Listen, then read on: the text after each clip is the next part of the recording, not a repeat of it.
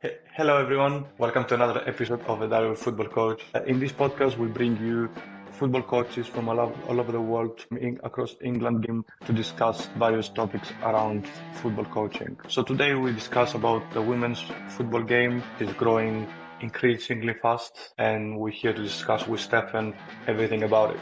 Are you ready? I am. So today we have with us, as I said before, Stefan. Hello, Stefan. How are you? Hiya, mate. How are you? All good? Yeah, excited to be here.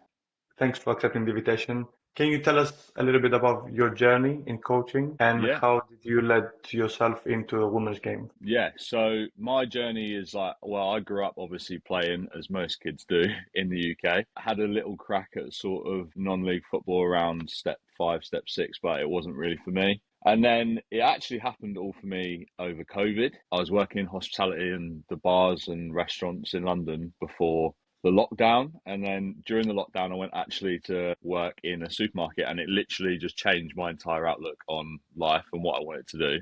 So I decided I wanted to go to uni to study sports performance and coaching, obviously football being my main attraction. And that was actually partnered with West Ham, which I'm lucky enough to say was my first club, my first opportunity in coaching. So it was during the COVID years really that my uni sort of, when we came out of lockdown, they said we've got some opportunities in our women's academy at West Ham.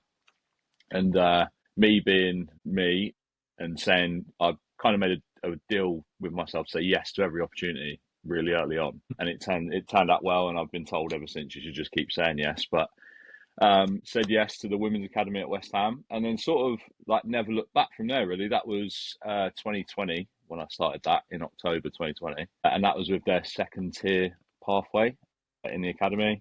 Did a bit of work with at the under 16s academy side here and there. Was placed with their second tier, as I said, as an assistant coach, and then moved on in my final year with the club to be their head coach. Great experience, learnt so much at the club, and I'm really lucky to be able to call that my first club. I don't think many people would be able to say that they work for a Premier League academy straight off the bat, so I'm extremely lucky. But things change in football, and the business is what it is. So from there, obviously, I graduated uni, needed a change. And that's when I got my first sort of full-time opportunity with a club down in Kent called Soccer Elite Football Academy. They're a really good, like, private football academy who were taking a step into the women's game. They'd bought a women's pathway from a club. They needed someone to come in and run it who had a bit of experience, be the manager, sort the pathway out. So that's sort of been my journey. I'm not attached to a club at the moment. I've had experience elsewhere internationally with girls football and at university sport as well with my uni that I graduated from. So a real mixed bag of experiences, but something I'm really lucky to be able to have in such a short time. Yeah, it's been a great journey so far. So actually that we have similar background, I would say. I used to work in hospitality as well. I completely changed my mind on Yeah, how do I want to keep going because I had the option now, okay, do I keep going on that or just yeah, I go and find something that I really like and yeah, I enjoyed my time when I spent with it. So, yeah, what were your first impression about the coaching in women's football? Because I'm assuming it's completely different from the men's football yeah. in Yeah, terms of it's perspective. so different, but I think like even in some way hospitality kind of prepared me for that, like kind of gave me some adaptability. I know we obviously just said that we both did it, but I think when I started, especially at West Ham and then at my full-time opportunity as well, the university team was different because you're working with adult players, and they don't, not only are they playing because they enjoy the sport, that's university sport in general, but I think there's an essence of in the university teams, especially at the high performance level, you're going to be playing or coaching some real like athletes or footballers that are playing non-league to a really high level. But I think the biggest difference for me that I found both working with youth and working with adult female players, I think their application of the information that you give them is far, I don't want to say superior, but it's almost greater than the boys. I think I've had this conversation a lot of times with people where they say, what is the main difference? And I think I've now, luckily enough, worked in both men's and women's football a little bit. And I think the way the girls process, take on information and then try to apply it in session or in games, I think is the biggest difference. But with that, there also comes the why. I think girls and women tend to ask why a lot more. So I think as a coach, you're probably tested on not only your knowledge and why you're doing things, but how it relates to the games and stuff. So yeah, that was the biggest difference, I think, as I sort of grew in my journey of working from youth to adults and where I am now looking for a club. It's you get a really different experience compared to men's and women's football, obviously depending on the level, but I think I'm, girls are just more curious. I'm assuming that changed you as person as well, right? Like, how did you see the world before, and then how did you see it Yeah. after? I think when I first started, I feel like everyone who loves football feels like they know the game, right? I mean, we live in a nation where everyone loves the game, and football is a game of massive opinions. I mean, everyone knows that.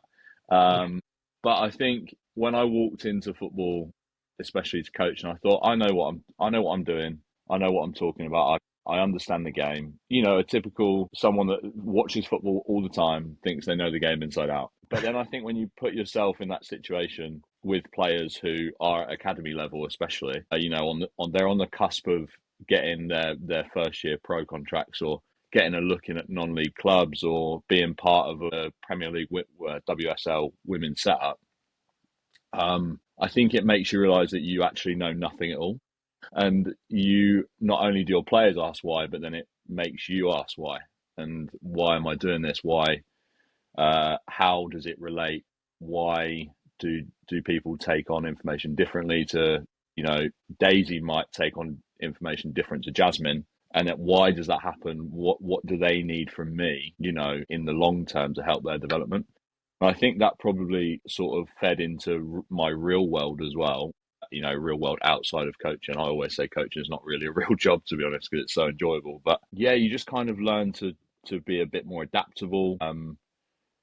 New change doesn't seem to bother me that much anymore. I'm quite happy to just be quite spontaneous, but also understand that there's got to be reasoning as to why we do things or why I do things anyway. Do you So have yeah. any specific moment that changed your perspective about coaching in general? Yeah, I think the biggest moment, and I've had this conversation a lot this year with one of my really good friends, Nathan, and it's sort of been about remembering sort of who you are. There's a different way to say it, but I'm not going to say it on the podcast. Um, yeah, it's been about remembering sort of who you are as a coach or as a person, and I think in my full time role, really early on, I kind of doubted whether I belonged in that role or not, and we sort of started to talk about this saying, and earlier this year I had a bit of a tough personal time, and this saying kept coming back to me and kept coming back to me. And I remember we tried to sign a player from another team, and she was like really embedded in the squad that she was in. And I remember thinking, I'm going to try and do this one a little bit differently. I'm going to obviously you go through the whole procedure of doing the 7 day process to try and contact her, and then I would just do my recruitment over the phone. But this time I thought, do you know what? I'm actually going to try and meet her in person. I needed that to be able to understand what I was about, and I think one of my strengths is being a good communicator. So anyway, fast forward down the line, she comes in for like a coffee. We talk about maybe our plans for the year, where we see her in the squad, and I think we've actually spoken about this with her since.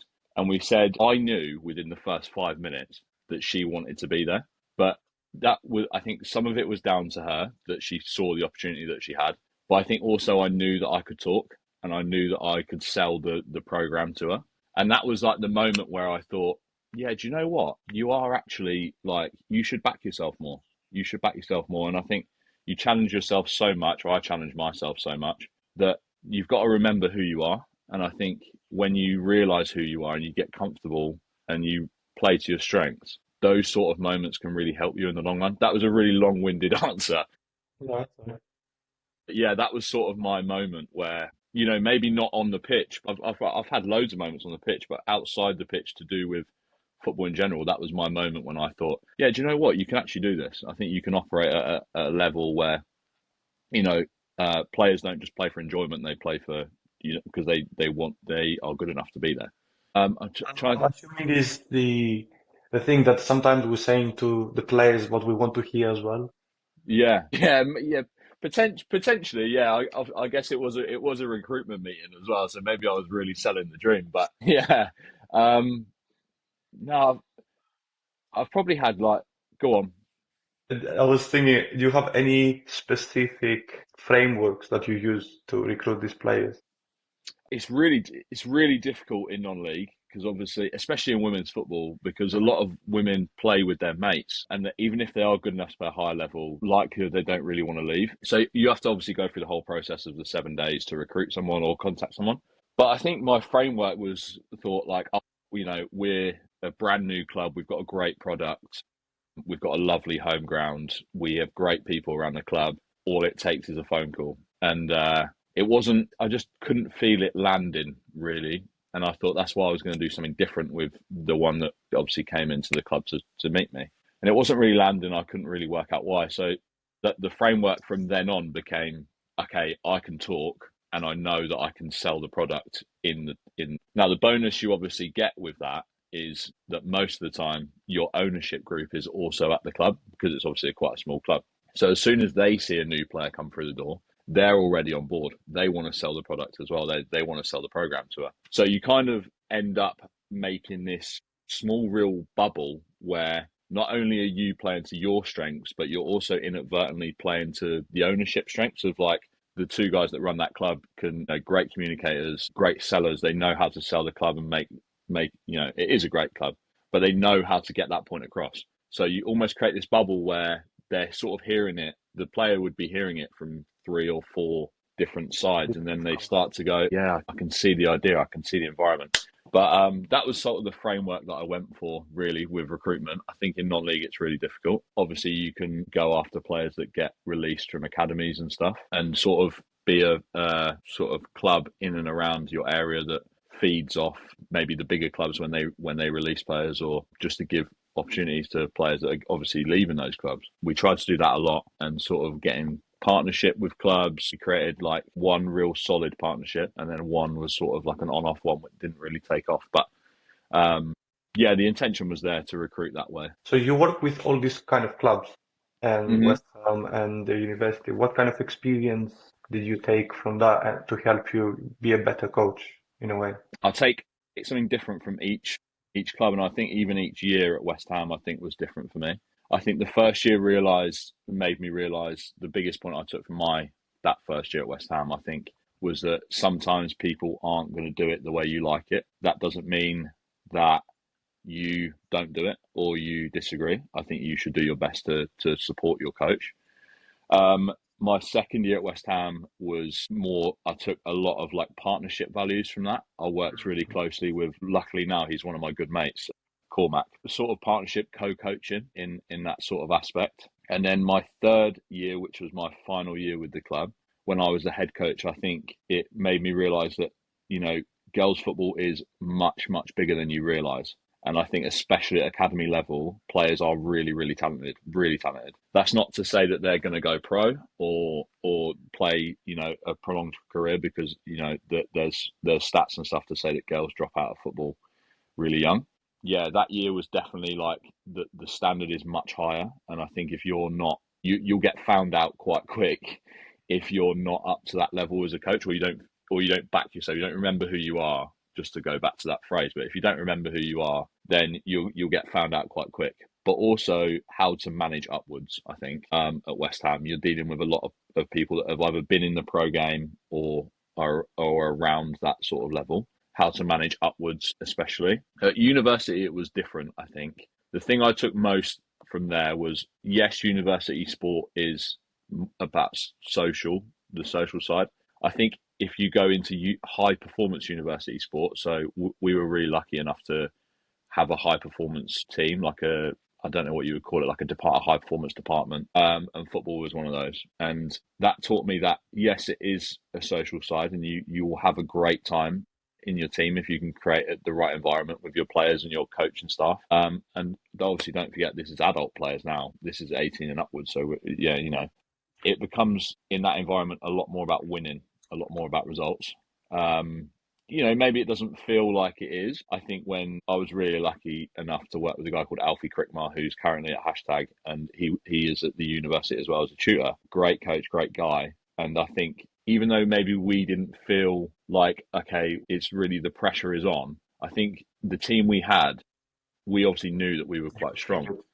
Yeah, you could feel it, and we got so close the first year. We didn't go up, I think, by a point or something like that. And then the year after that, which was my first full year, but also my last year before I moved on, you could just feel that it was in the air that we were going to be really, really strong. And I think come the end of the season, when you look back and we all the players celebrate on the pit, I've still got the videos on my phone of us celebrating, Of course. but you realise that it matters to people, I think, and it not only does it matter to the players, it matters to you as a coach as well. Like I look back at Yes. my time at uni as one of my best experiences in coaching so far. I loved it because it was all about winning games and all about making people enjoy being as professional as they could and making sure they did their recovery and their programs. And credit to Alfie, he took a lot of that on, and I was sort of just there to sort of help out with the coaching. But it was really nice to be able to chip in and make sure people were trying to do the right things, or we were strong on a Wednesday for the games. That's actually a great experience. Yeah, yeah, it was so fun, mate. So fun, and I took a lot from it in terms of competitiveness. And then in my full time role, I think it's been the biggest thing I took from it is the environment you work in and the people you work with are the most important thing in, I would say, probably life. I know a lot, like my parents, they still work in hospitality, and they always say like, oh, work wasn't great today, but me and Alice had a great time. Like we just had a laugh all day. And then if you translate that into football and you think, yeah, do you know what? Like sometimes we may not win all the time, or sometimes it can be a bit, poor rhythm, bad results, whatever. But at the same time, I had a great time, like with the peers that I work with, some way more experienced peers, some peers that were, just starting out on their coaching journey or their badges, and they're just great people to be around. They understand the game. They want to invest in you. You want to invest in them. And then, yeah, Did you change your philosophy when you it, work on the men's game and then when you arrive on the women's game? Or you just keep the same uh, philosophy I on think, your I coaching? think Yeah, I think because I mean I'm a Tottenham fan, so obviously I know you're an Arsenal fan. I've seen the profile picture, so I'll Yeah. apologise for that now. I think a lot of my philosophy was shaped probably by my own playing days of when I used to sort of play youth football into men's football, but also from watching a lot of football on TV and sort of experimenting. Obviously, there's the classic clip of Will Still, the ex Southampton manager, talking about Football Manager. I was the same. Like I used to just experiment on Football Manager and try and learn things, and I'm not afraid to admit it, but my philosophy didn't really take full shape until probably my last year at West Ham when I became Okay. a head coach. I always knew kind of what I like to play. I love a box midfield, a free box midfield, or a classic 4-3-3. Who doesn't love a 4-3-3? Yeah, my philosophy in terms of the finer details of those systems and shapes, I think, yeah, it didn't really take hold until my last year at West Ham or when I got into my full time role. And you get to kind of implement stuff like that where it's you're dealing with your team and stuff like that. So yeah, I would say it didn't really take hold until probably my second or third year of coaching, to be honest. How far did you think the women's game can go from now on? I think it's still got a long way to go. Do think it can reach. It's hard to put into perspective, isn't it? In terms of it's unfortunately it's compared to the men's game all the time in terms of the figures and the money that it generates. And I firmly believe that women's football is great for the game. It's fantastic for the game.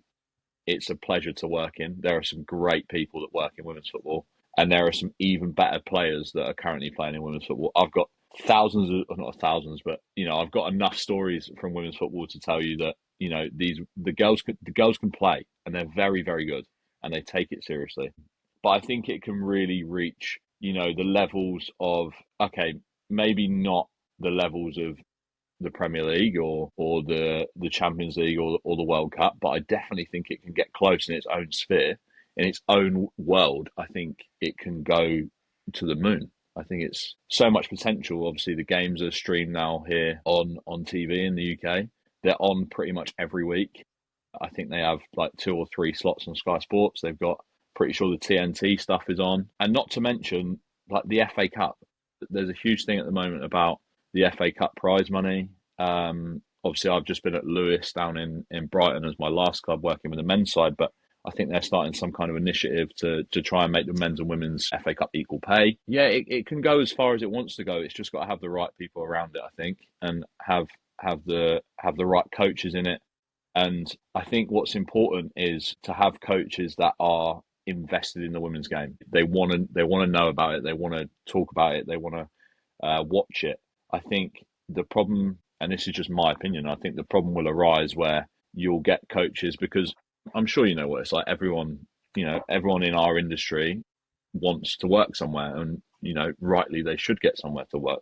But I think the problem will arise when you start getting coaches who don't care for the women's game. They're not invested in it at all. I think when people like that are put in roles, okay, maybe they'll flourish afterwards. But I think, there should be coaches that are invested in the women's game enough to be able to take that game to the next level. And as long as it's got people like that around it, in terms of people that think they can give to the game, the women's game, then I think it can go as far as it wants. Do you have any advice for the coaches that want to join the women's game? The women's game? If they have a background from men's game, not if they're just Yeah. starting now, because it's completely different Yeah. mentality, I think. My advice would be to be definitely prepared to be asked why a lot, or challenge yourself, as in make it relatable to them. I think you're going to need to understand how female footballers and the female body works differently to the men's. Obviously, there's the whole, studies and insights into the whole ACL, what do you call it, a pandemic, I guess. Yeah, you could see it a lot in a men's. Yeah. There's a lot of ACL injuries, so I'm definitely understanding sort of the female body and how it works and how it relates to football. Also, I think understanding the level and the culture around women's football. You learn pretty fast that girls want to play with their friends, regardless of how good they are. Some girls, obviously, that's not true for everyone, but I think a lot of girls from probably tier 4 down, we will want to play with their mates more so than play at a high level, depending on their age. I think also my last bit of advice would be that girls probably suffer with their confidence a lot more. I think obviously in the modern world, that's obvious. The society we live in, unfortunately, women will suffer with their confidence. Everyone does, but I think in our society, women will do so more. And I think coaches are going to have to realise that they're going to need to be more than a coach. There's far more to it than being more than a coach. Any quick tips for the people that are listening now and they already joined right now women's football game? Any quick tips I would give them so they can just change, I don't know, their perspective, or they can bring themselves a little bit more in the culture of the women's game? I always say I did always say to my players, the best thing to do is watch games. So definitely invest yourself in women's football, whether that's watching, teams in your league or being invested in the cup competitions like the FA Cup. Like I've been lucky enough to manage in the FA Cup for the women's, be invested in the game, be invested in women's football. And I think also be really adaptable. Like football changes really fast in terms of trends, in terms of systems and et cetera, but also be prepared to get on board with a project, because people want their women's game to succeed. And you can be such a crucial part of that if you we would call it lock in. So if you sort of lock into the process of doing right by the women's game and giving what you know to the women's game, then I think you'll really enjoy it. And I think that will change your perspective, especially when, later down the line, you might go back to men's football. But I think working in women's football, it's almost like, I kind of see it a bit like hospitality. I know I'm going off a bit. When people say, oh, I've worked in hospitality, I've paid my dues, like I've done my time. And a lot of people always say it should be mandatory that you work an hour in hospitality, like you work a year in hospitality, just to understand. I feel like that should also be like a mandatory thing for coaches, is like you've got to do a placement, or you've got to do some amount of hours in women's football to understand what it's like. Okay, if it's not for you, that's fine. But you might love it, and I hope you do, because it's a great game. I think it will give coaches a completely different perspective of how women's and men's football works. Me working in women's football first and then going to men's football, I think helped me tremendously. Like, I think it did me so well. Am I ready to go back to women's football? Absolutely. But am I going to decline a men's offer? Absolutely not. I'll obviously consider it. I think my preference is probably still women's football, but I think it's prepared me to be able to work in men's football more so. So yeah, that wasn't very quick, but That's interesting. Because yeah, you can correlate these two. Because yeah, as you said, if you get to know someone, yeah, ask questions like how are you today? How was your day? I feel like yeah, in football in general, even the differences, you have the same kind of perspective of okay, meet the player before yeah, you yeah, the player. 100%, 100%, Because yeah, yeah, if you don't understand how this person thinks and how yeah, what they want from football, ask them how's the football. These kind of small details that they yeah, can give you on the next level as a yeah, football coach. And yeah, one thing I have as a framework is connect before correct with yeah, the player. 100%. That's so good. That's really strong. I like that a lot. Yeah, because connection is key on every level, I think. Even Yeah, from the small age is still someone who's yeah, yeah, professional. You see, like yeah, the yeah, biggest teams, like right now in the world, like Arsenal or PSG, you can see them that they have yeah, this great companionship. Like yeah, yeah, everybody loves to be with each other. They love yeah, helping each other. And I feel yeah, like last year, the Champions League final, the women's team, yeah, was yeah, a game of, okay, we not the best team right now, yeah, but yeah. But you understand each other. you understand each other and you want to fight for each other because Yeah, football is yeah, very competitive, as you said before, yeah, and it's getting even more competitive on the women's yeah. game as well. 100%. Barcelona and Lyon and Wolfsburg and all these teams, Yeah, they keep growing every yeah, year, and you have to keep up with it. It's not yeah, easy. It's not easy. yeah. As what's one thing you would say? How can we link grassroots football with a high performance? I think there are lots of ways to do that. I think a lot of like academy footballers from when I was at West Ham, they played grassroots anyway. Now, that obviously they played on a Saturday and then they might not play Sunday, they might play Sunday. But either way, all of my players were signed to a grassroots team. I think it's really difficult because obviously you want the game to grow, right? And you want things to stay in touch with other things so the distance isn't too far. But I think for the women's game to connect grassroots to academy, I think there is a rule at the moment where you can't have certain amount of academy players or certain amount of high performing players, let's just say, in a grassroots team because obviously then it's too unfair. I feel like maybe if you abolish that rule, maybe if you got rid of that rule or you were a bit more flexible, would the grassroots game grow more? Because players want to play with good players, and good players make other players better, right? If you play with good players, you're going to get better. So I think maybe that's one thing. Obviously, the women's pyramid is huge now. It's really big. I think I've managed in tier 6.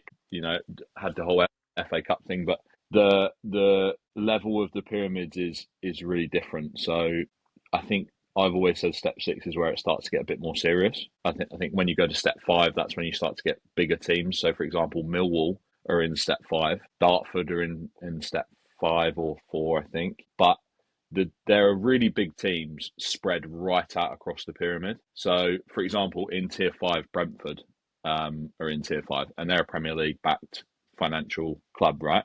They're playing in the same league as Ebbsfleet, who are a National League club. So obviously the budgets are going to be very different. The levels, yes. Yeah, so I think the quicker that pyramid sorts itself out, in terms of the bigger teams with the higher budgets go higher, and everyone else sort of levels out where they need to be, I think will also help the game in terms of its connection to grassroots, because then girls who play grassroots, who have high potential or are good enough by the time they turn 16, 17, 18 to play women's football, aren't walking into a level where they are completely drowning. So, for example, Ebbsfleet could sign a player from 3 leagues down who might technically be very, very good. But is she ready for the pace of the game at tier 5? She might have played grassroots her whole career. There's also players who have played for England that are playing in tier 7. It's the pyramid's the gaps. It's very strange. But I think things like that do help the game in terms of. I was on the receiving end of, unfortunately, a former England international scoring a hat trick against us, and we lost 3-0. Stuff like that's great for the game because it's like, yeah, it's annoying for me, but when the kids from that club come down to training and they meet this woman, okay, they might not know who she is, but when you get to know her, especially if you have like a family environment in your grassroots club or your grassroots academy youth teams connect to your women's team, And if they're all in the same environment, when those players get to know that woman, she's going to be like, oh, I played for England. I scored goals for England. I played for Chelsea. I played for Arsenal. That can be the And role then, model. yeah, it's the role model. It's the inspiration for the girls that are in grassroots football. And I think, there are loads of ways, but I think that definitely the rule for the academy players being able to play on Sundays, obviously if their body permits it, it's all, when they're young athletes, it's important to recover. And then I think just where the pyramid sorts itself out in terms of the bigger teams go up, some other teams will go down and some will stay. When that finally happens, I think will be really good for the game because it will help connect girls to the level that they need to be at, probably a lot quicker. And I think it will also deter girls from dropping out.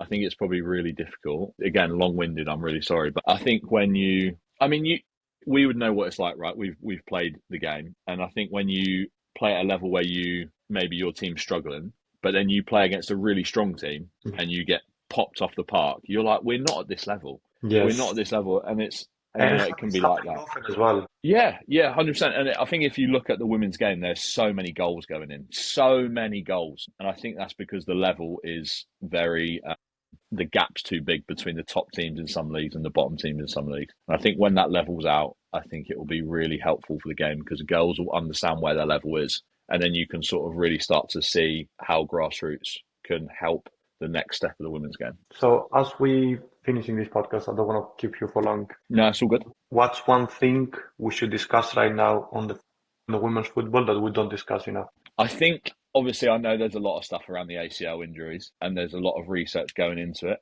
One thing that we should discuss right now that we don't discuss enough, I think, do you know what? It might actually be I would say that the standard in non-league is really, really strong. I've got two, actually. One's a bit more lighthearted, but this one is the standard in non-league from the WSL2 down, so like the National League, and then your county leagues all the way down to step 5. I think the standard is really, really strong. And I don't think people will take enough notice of that, especially some of the teams that compete in those leagues as well. Like I said, you've got Brentford, teams like Brentford, Millwall, Ebbsfleet who are in National League, Dorking, obviously hashtag the YouTube team are in Tier 3. So yeah, the level in non-league is really good. And sort of how can that help the game in the future? How do we level up the non-league and even the Championship, or the WSL2 now it's called, but how do we level up the WSL2 and below to make the level of the WSL even better in the long run? Because last year, went to watch like Chelsea, Crystal Palace. Crystal Palace had just got promoted from the WSL2. I think it finished 8-0 or 7-0 in a WSL game. Tough. Obviously, Palace aren't. It doesn't look good for the game as well. Exactly. It doesn't look good for the game. It doesn't look good for the league. So I think one thing that I would like us to talk about more is how can we level up the teams in the WSL2 to be competitive in the WSL. In the men's game, when teams come up, some teams will go down straight away. But some teams, do what Sunderland, for example. They're in the title race, and I hope they do it because I don't want Arsenal to win the league. But I think if we can find a way to make do that, make it more competitive for the teams that go up leagues and to survive and be competitive. My second one, I feel like by doing that, sorry, I interrupt you. Yeah, that's fine.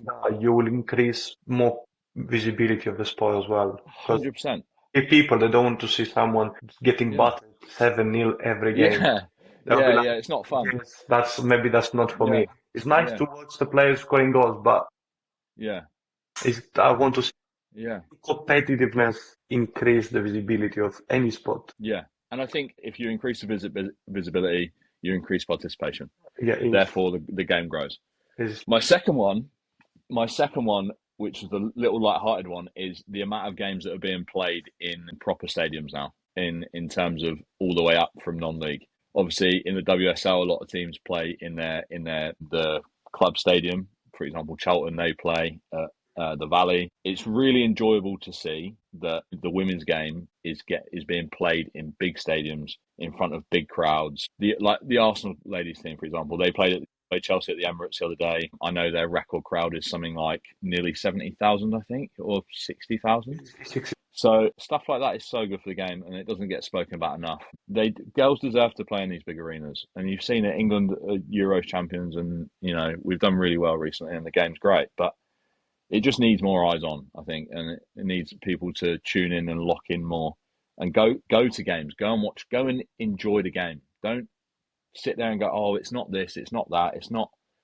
Don't, just enjoy it for what it is. And discuss a bit more. So make a conversation about it. Okay, I see this, I've Yeah, seen this, I've watched this. yeah, yeah, 100%. Or like, even if you go, you might work for a club and you might stumble across a girls' game one day in your local park on a Sunday. If you see someone good, or you feel like you could, maybe help that team out, then generate a conversation. Go and do a bit of networking. How can you help the game grow? But yeah, I really enjoy. Just to go back to the point, I think we just don't talk enough about the fact that girls are getting these opportunities to play in big stadiums in front of big crowds. Because they should get that opportunity. As you're looking for your next role, what kind of environment are you looking for to join? Great question. So I've recently just come out of Lewis FC with the men's side. That was probably hands down the best environment I've ever been a part of. I think I got to work with one of my really, really good friends, as I mentioned earlier, Nathan White. Great guy. Sorry, I've just full named him for some reason. Got to work with him, and I've worked with him before at my full-time opportunity, but to see him in a results-based environment compared to, he does a lot of development stuff with his club. To see him in a results-based environment was something incredible, but also to work with my other peers, for example, to work with the former manager Brad there and his staff. I think the important thing for me in my next environment is it's got to feel like a family. Okay. And I think we've all got to bring something to the table that someone else doesn't bring. For example, I think, if you can bring something that I'm maybe not as strong at, we're going to be just fine.